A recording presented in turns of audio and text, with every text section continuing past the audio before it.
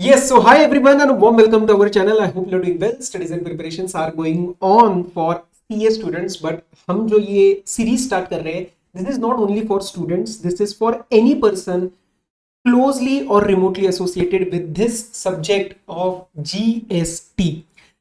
इसके पीछे का ऑब्जेक्टिव बता देता हूँ. This new series that we are starting, that is the GST core knowledge, and then we will start with today's discussion. GST जो मैं अब जैसे I am involved in day to day study of the subject, right, notification, circular, case laws, and we can clearly understand that this is changing on day to day basis. कुछ कुछ नए judgements आ रहे हैं, changes आ रहे हैं, and it is really important to keep a track of all the changes, right. So what we are starting from today from this video is every week I will try कि एक या दो, depending कितना वो कितना ज्यादा important या कितना ज्यादा चेंजिंग वो चीज हुई है. So every week 1 or 2 videos I will upload with respect to this series GST core knowledge. This is obviously applicable for CA students, CA inter, CA final students, CS, CMA professional courses के जो GST का paper attempt करने वाले.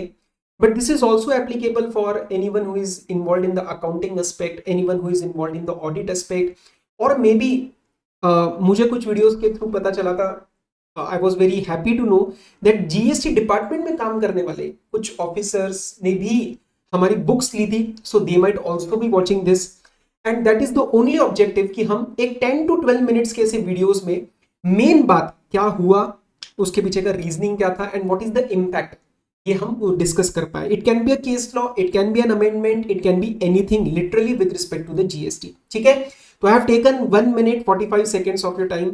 Now jumping to the main part. अच्छा, एक और चीज, CA final के स्टूडेंट हो तो please do not miss out on the Telegram channel जो आप लोगों के लिए we are building a very good interactive community out there. So join that, link is available in the description. Today's discussion, as you must have seen, is on the thumbnail that we are going to talk about the Safari Retreats case. बहुत ही इसके बारे में बहुत चर्चा हुई थी, बहुत सारी चीजें इसके अंदर नए तरीके से ले डाउन करी गई थी, and it also led to a retrospective amendment, right. So what was this Safari Retreats case? मैं आपको सीधा पहले फैक्ट्स बताता हूँ, बहुत ही brief, concise, to the point का डिस्कशन रहेगा. See, Safari Retreats was basically involved in construction of shopping mall, and उसको वो रेंट आउट करता था. So it used to construct shopping mall and it used to rent out the units, right. तो rent out करने पे it will be earning the rental income, right. Commercial rent पे there is no exemption, तो उसके ऊपर GST भी लगेगा. Now what this particular company did was that with respect to the inputs in construction of this mall, what are the inputs, for example cement, steel, services, labour, जो भी इन्होंने inputs लिए उसके ऊपर का आईटीसी उन्होंने क्लेम किया, and this ITC was denied by the department due to the restriction as claimed by the department under section 17(5)(d) that deals with your block credit. What is block credit? Section 17 subsection 5 अगर आप CGST का देखोगे तो despite the fact that my output taxable supplies there, it is used for the business, but still the inputs credit that is the ITC is blocked. तो 17(5)(c) और 17(5)(d) में फर्क क्या होता है? 17(5)(d) में it deals with the construction related activities, it deals with construction related activities, and 17(5)(c) deals with the works contract. तो एक साथ लिया या आपने खुद कंस्ट्रक्शन कराया अलग अलग, मतलब आपने कंस्ट्रक्शन गुड्स अलग लिए, सर्विसेज अलग लिए, जैसे इस केस में हो रहा था. तो यहाँ पे आईटीसी की बात उठी जो कि डिपार्टमेंट ने मना कर दिया, इट वॉज डिसअलाउड.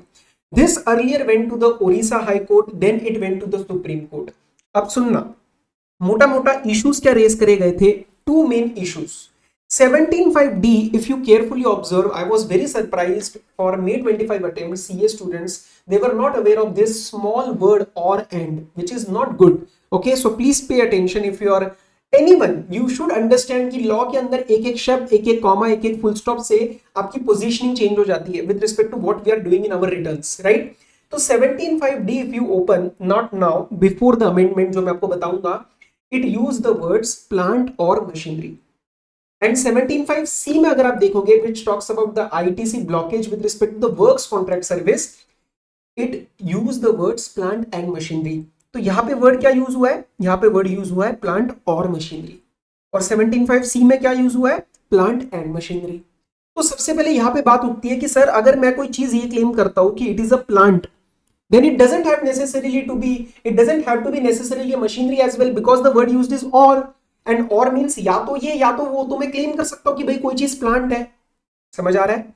दूसरा, there were some issues with respect to the constitutional validity of ITC restrictions. ये भी एसएससी ने उठाए थे, मतलब टैक्स पेयर ने उठाए थे कि आर्टिकल नंबर 14 इक्वालिटी की जो बात करता है आपके 19(1)(g ट्रेड बिजनेस, उसके रिस्पेक्ट में इट इज पुटिंग में restriction, so that is not correct. Constitutionally invalid declare करने के लिए भी ये एक प्रेयर, एक क्वेश्चन रेज करा गया था।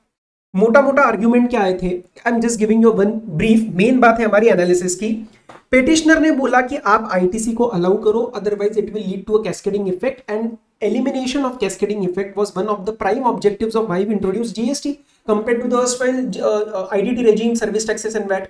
डिपार्टमेंट ने ये बोला कि ITC with respect to the constitutional validity, department ने ये बोला कि ITC is a statutory benefit, it is not a fundamental right. Fundamental right constitution में हमारे होती है ना, तो वो कह रहे हैं ये फंडामेंटल राइट नहीं है, ये स्टैट्यूटरी राइट है, तो ये कॉन्स्टिट्यूशनली वैलिड भी है और ये हम अपने तरीके से डिसाइड कर सकते हैं। मेन बात उठती है सर, एनालिसिस क्या हुआ, जजमेंट क्या हुआ, प्लीज अंडरस्टैंड। कोई चीज प्लांट हो सकती है and it is possible, it is not a machine. Is it possible? Yes, क्योंकि केयरफुली अगर आप देखोगे 17(5)(d) में the word used is plant और मशीनरी, लेकिन 17(5)(c) में प्लांट एंड मशीनरी। तो सुप्रीम कोर्ट ने ये बोला कि भैया लेजिस्लेचर जिन्होंने बनाया है, पार्लियामेंट जिसने भी ये लॉ बनाया, वो लोग ऐसे तो नहीं है ना कि यहाँ पे एंड लिख सकते थे और यहाँ पे गलती से और लिख दिया, क्योंकि यहाँ पे डिपार्टमेंट ने कहीं ना कहीं ये पॉइंट रेज किया कि this is the same thing, but no, this difference is intentional. Parliament could have very well used the word and at both the places, but if it has used or, it means the difference is intentional. It is not a mistake. It is not कि नहीं plant और को and read करो, ऐसा भी होता है, और को and की तरह भी ट्रीट किया जाता है, लेकिन उसके लिए कुछ सब्सटेंसिव एविडेंस चाहिए, इंटेंशन ऑफ पार्लियामेंट चाहिए। यहाँ पे and ना यूज करने का कोई रीजन नहीं नजर आता, तो सुप्रीम कोर्ट ने बोला हम इसको और ही रीड करेंगे, हम इसको प्लांट एंड मशीनरी नहीं यूज करेंगे। We will not read it as plant and machinery. Plus, there are certain exclusions like civil structure, like pipelines outside the factory, which are excluded from plant and machinery. तो वो यहाँ पे apply नहीं करेगा। तो कहना ऐसे कि जब मैं इसको और की तरह रीड करूंगा तो सिर्फ प्लांट कोई चीज हो सकती है, आंसर इज यस। अब प्लांट को एनालाइज करने के लिए एक तो जनरल मीनिंग सुन लो। प्लांट मतलब जो मेरे बिजनेस में यूज हो रहा है, don't necessarily think it as a heavy machinery. मैं मशीनरी की बात नहीं कर रहा, मैं प्लांट की बात कर रहा हूँ। It can be some form of civil structure which is directly use for my business. सुनने में दिमाग में प्लांट एंड मशीनरी सुना हुआ है हमने इतनी बार कि हम इसको डिफरेंशिएट नहीं कर पाते, आपको करना पड़ेगा। So it is possible something is not machinery but it is simply a plant, और उसके लिए सुप्रीम कोर्ट ने यहाँ पे ले डाउन किया था फंक्शनैलिटी टेस्ट कि कोई चीज प्लांट बनने के लिए you have to see the role of building in that business. Building मतलब जो प्लांट की बात कर रहे हैं उसका बिजनेस में रोल क्या है। अब इस वाले केस में clearly I am constructing a mall and I am letting out and I am earning the rental income, और उस रेंटल इनकम पे मैं जीएसटी पे कर रहा हूं, तो फिर वो प्लांट क्यों नहीं हुआ? This is a very valid argument raised by the petitioner. भाई मैं उसको रेंट पे चढ़ा रहा हूं, उस रेंट पे मैं जीएसटी सरकार को पे कर रहा हूं, तो उसी को बनाने में जो इनपुट्स है उसका आईटीसी आप मुझे कैसे रोक सकते हैं? फिर तो ये प्लांट हुआ ना, फंक्शनलिटी टेस्ट भी है, और ये मैं अपने खुद के अकाउंट के लिए थोड़ी ना यूज कर रहा हूं, बिकॉज ये ओन अकाउंट को भी एनालाइज करा गया था। ओन अकाउंट मतलब पर्सनल यूज, यहाँ पे मैं रेंट पे चढ़ा रहा हूँ और रेंटल इनकम पे भी जीएसटी पे कर रहा हूँ, तो यहाँ पे ओन अकाउंट नहीं है। ओन अकाउंट होता तो 17(5)(d) में भी शायद रिस्ट्रिक्शन हम बात कर लेते कि चलो restricted ITC, but no, that is also not the case. Yes, तो सुप्रीम कोर्ट ने क्लियरली बोला कि इस केस में ये प्लांट की तरह जा रहा है। सर इसके और एग्जांपल्स क्या बन सकते थे? इसके और एग्जांपल्स बन सकते थे फॉर एग्जांपल वेयर हाउस। मैंने वेयर हाउस बनाया, स्ट्रक्चर बनाया, वो मेरा प्लांट की तरह होगा। कंस्ट्रक्शन पे मेरा उसके अंदर आईटीसी यूज हो जाएगा and I am going to earn the rental income on which I am going to pay the GST, तो उसके ऊपर भी आईटीसी अलाउ हो जाता।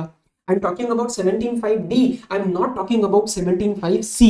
17(5)(c) क्लियर है, कोई आईटीसी नहीं, कुछ नहीं। 17(5)(d) पे सारा बवाल उठाता। तो कंक्लूजन इस केस लॉ में क्या आया कि जो रियल एस्टेट कंपनीज वगैरह है, we will allow the ITC on construction cost for the rental buildings, not sale. Sale की बात नहीं कर रहे हम, सेल की उस पे जीएसटी नहीं लगता है, प्लीज अंडरस्टैंड। बट मैं रेंटल की बात कर रहा हूं क्योंकि रेंटल इनकम कमर्शियल रेंट पे जीएसटी लगता है। Is it clear? लेकिन उसका इंपैक्ट क्या आया? कहानी यहां तक रुकी नहीं। कहानी यहां तक रुक जाती तो रियल एस्टेट कंपनीज खुश हो गई थी, this was a very good point, Supreme Court का judgement is a law of the land, right. लेकिन इसका इंपैक्ट क्या आया? Government went for a retrospective amendment. Retrospective amendment मतलब the impact will be from a prior date. कब prior date? जिस दिन GST लागू हुआ था. From the date the GST was effective, that is 1st of July 2017. इन्होंने retrospective amendment लाया और बोल दिया प्लांट और मशीनरी को हम एंड यूज करेंगे. एक बात बता दूं, मेनी पीपल वर कंफ्यूज्ड कि सर यहाँ पे सुप्रीम कोर्ट का एक रिव्यू पिटिशन, मतलब सुप्रीम कोर्ट के जजमेंट के अगेंस्ट एक रिव्यू पिटिशन डाला था by the department which has been dismissed. That is separate thing. That is not going to impact this statutory amendment. This statutory amendment is separate. That Supreme Court review, the review was dismissed. The review was filed by the department. That was dismissed. That is a separate thing. It does not impact the position here. Many people started thinking in the industry as well कि sir अब GST का ITC का credit मिलेगा क्या? Because the Supreme Court review was dismissed. No, that is a separate thing. This statutory amendment is separate. Yes, अब बीच में अलग अलग issues और उठे थे कि अब इंडस्ट्री में कई जनों ने ओडिशा हाईकोर्ट के बेसिस पे या सुप्रीम कोर्ट के उसके बेसिस पे दे टुक द क्रेडिट. तो अब उसमें रिकवरी वगैरह हो रही है क्या? यस, रिकवरी पॉसिबल है अगर आपने आईटीसी लिया है, but that will happen under the non fraud case, not the fraud case, क्योंकि इसमें आपको कोई इंटेंशन खराब नहीं है. ठीक है. एंड इंटेंशन अगर फ्रॉड वाला नोटिस आया तब भी you can get it converted into the 73 case. And I M obviously talking till 23 24. उसके बाद से तो obviously now we have 74A, तो वो स्ट्रीमलाइन हो गया उसके अंदर. बट मैं फ्रॉड या नॉन फ्रॉड की बात कर रहा हूँ. और ये जो इम्पैक्ट आया, ये कहां से आया आपका? ये आया आपका फाइनेंस एक्ट 2025 से. This came from finance act 2025. ये आपको पता होना चाहिए. मोटा मोटा आपको चीज क्लियर हुई. We took 11 minutes. तो इसी तरीके से मैं आगे आपके लिए छोटी छोटी चीजें जो सुनने में शायद 10-15 मिनट की लगेंगी, लेकिन it will be very important to understand the GST, to understand the law, to understand the intention की क्या हो रहा है जुडिशरी का वर्सेस लेजिस्लेचर का. Right. So not only for CA students but anyone who is interested in GST, you can follow this channel for IDT GST related concepts. Yes, obviously primarily this is for CA students, CA enter and CA final, but कोई GST से generally associated है वो भी इस channel के ऊपर you can subscribe and you can stay in touch with these kind of things. And mostly ये आपका हफ्ते में 1 या 2 वीडियोस ऐसी रहेंगी. इसका थंबनेल भी आपको अलग से दिख जाएगा ताकि वो सीरीज हम प्लेलिस्ट बना देंगे and we will try to keep you updated जो भी उस वीक का हाईलाइट रहेगा. यस.